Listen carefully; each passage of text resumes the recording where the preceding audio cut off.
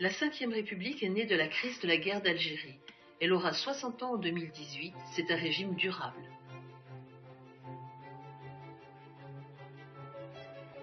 Depuis 1792, l'histoire de la France compte 5 républiques. Elles ont pour point commun d'être toutes nées d'événements dramatiques ou de crises politiques. C'est la guerre d'Algérie qui pousse De Gaulle au pouvoir. Il fait approuver une nouvelle constitution, contestée par la gauche.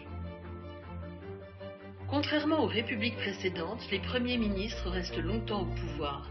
C'est une république stable. C'est un régime semi-présidentiel où les responsabilités du gouvernement se partagent entre le président élu au suffrage universel et le Premier ministre qu'il a choisi et peut révoquer. Dans cette constitution, il y a plusieurs acteurs. D'abord les électeurs, qui élisent leurs représentants à l'Assemblée et à la tête des collectivités territoriales.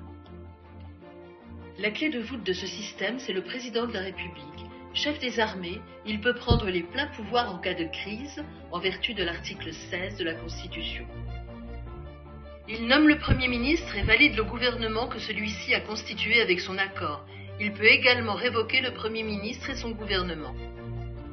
Il peut dissoudre l'Assemblée nationale si elle ne lui convient pas et consulter directement les Français par référendum s'il veut changer la Constitution.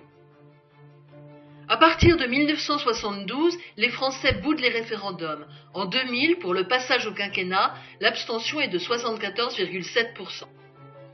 Le président a un pouvoir exécutif, mais par le référendum et parce qu'il peut dissoudre l'Assemblée, il exerce une influence sur le pouvoir législatif. Le gouvernement aussi détient le pouvoir exécutif, mais ses projets de loi sont discutés prioritairement à l'Assemblée par rapport aux propositions de loi des députés ou sénateurs. Par ailleurs, le Premier ministre peut utiliser l'article 49.3 pour faire adopter un projet de loi sans qu'il soit discuté ni modifié par les députés et les sénateurs. Enfin, le Premier ministre peut demander à l'Assemblée de lui voter une loi d'habilitation qui lui permettra de gouverner par ordonnance. De sorte que le gouvernement, qui possède lui aussi le pouvoir exécutif, exerce également une forte influence sur le législatif.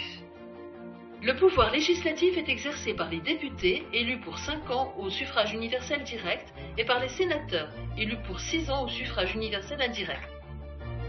Députés et sénateurs ont le droit de présenter des propositions de loi qui ne sont pas discutées en priorité par rapport au projet de loi présenté par le gouvernement. Les députés et les sénateurs doivent tomber d'accord sur les projets ou propositions de loi. Les députés s'en saisissent en premier, et en première lecture, ils peuvent également les modifier. La loi est ensuite débattue au Sénat en première lecture. Le Sénat également peut proposer des modifications qu'on appelle des amendements. Avant que députés et sénateurs tombent d'accord, il peut se produire plusieurs allers-retours. C'est ce qu'on appelle la navette parlementaire. Si les amendements sont nombreux, la navette parlementaire dure longtemps. Le Premier ministre peut décider d'utiliser l'article 49.3 pour accélérer les choses. Pour éviter que passe une loi dont elle ne veut pas, l'Assemblée peut voter une motion de censure, ce qui entraîne, si elle est adoptée, la démission du gouvernement. Le Conseil constitutionnel est une instance de contrôle. Il vérifie si les lois sont conformes à la Constitution, si les candidats aux élections ont bien toutes les qualités requises.